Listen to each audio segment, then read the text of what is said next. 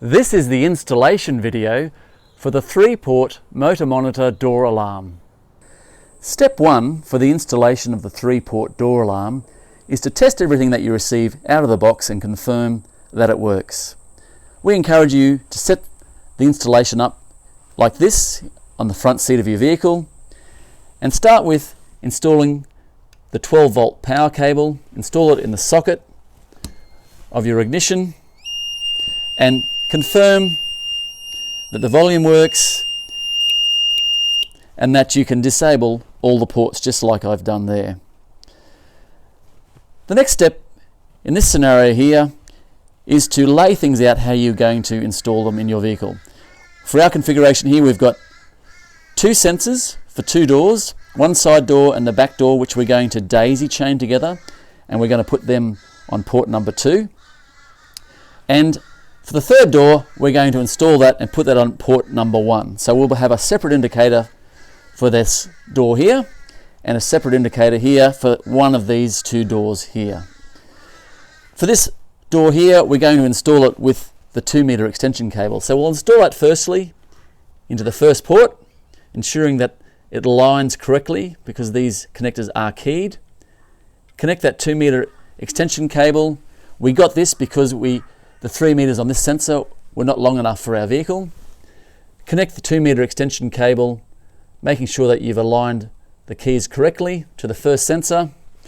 And what we encourage you to do is to tape the magnet to the sensor to simulate that the door is actually in the closed position.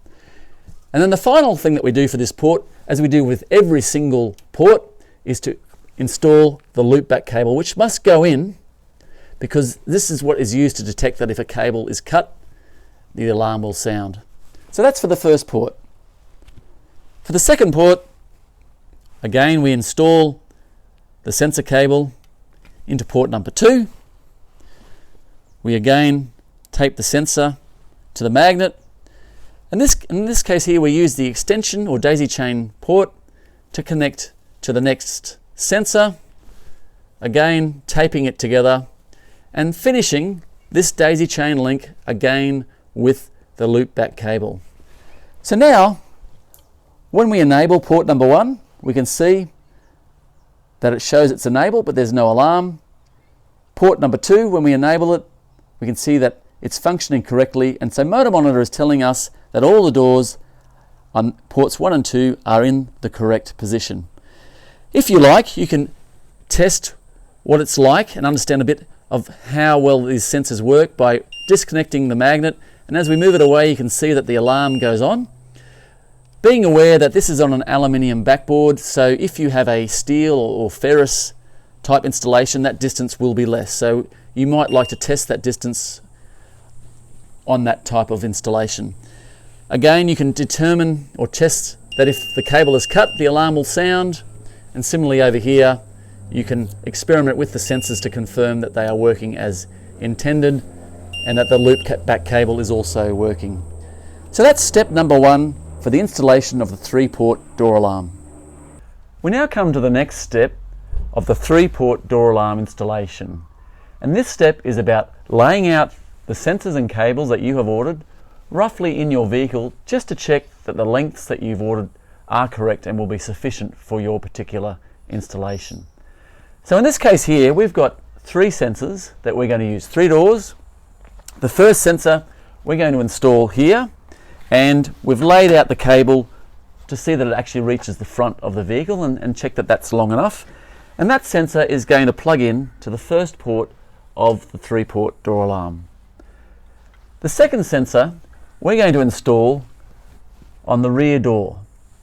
And from that one there, we're actually going to daisy chain the 3rd sensor over to the door on the far right-hand side. So that sensor, that second one, will plug in to the second port of the 3-port door alarm.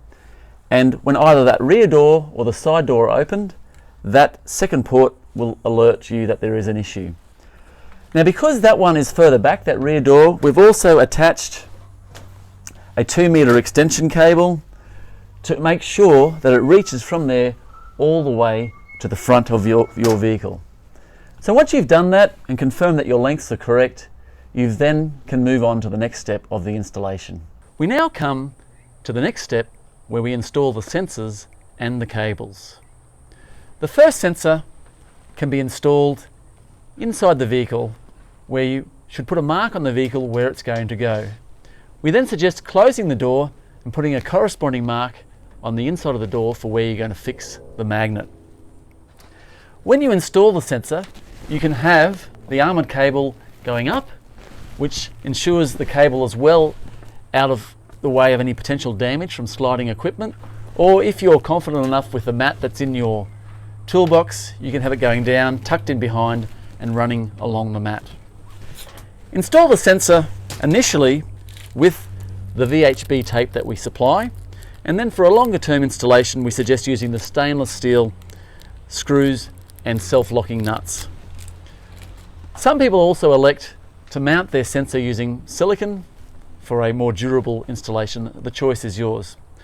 Once you've mounted the sensor, we then suggest using these self-adhesive mounts and cable ties to position the cable in the direction that you want it to go.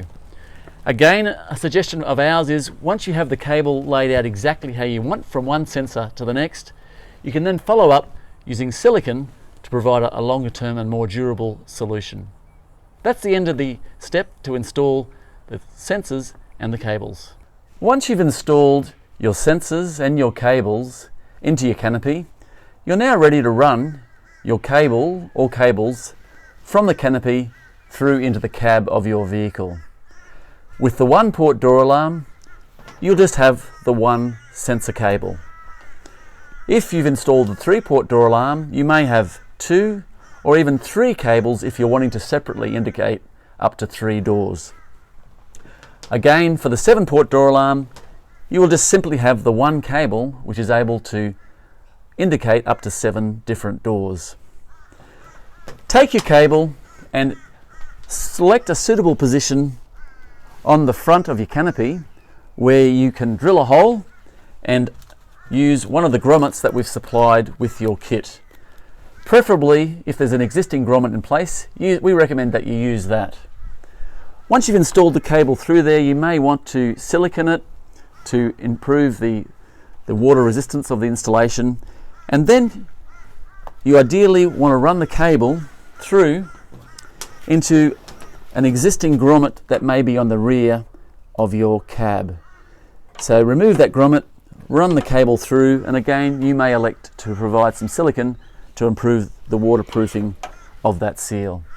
You're now ready to move on to the next step of your installation. You're now ready for the final step for your installation of the door alarm. Firstly, you've got to select a suitable location on your dashboard where you want this indicator for your door alarm to be. In this scenario here, we could place it on the dashboard here, or we could place it here.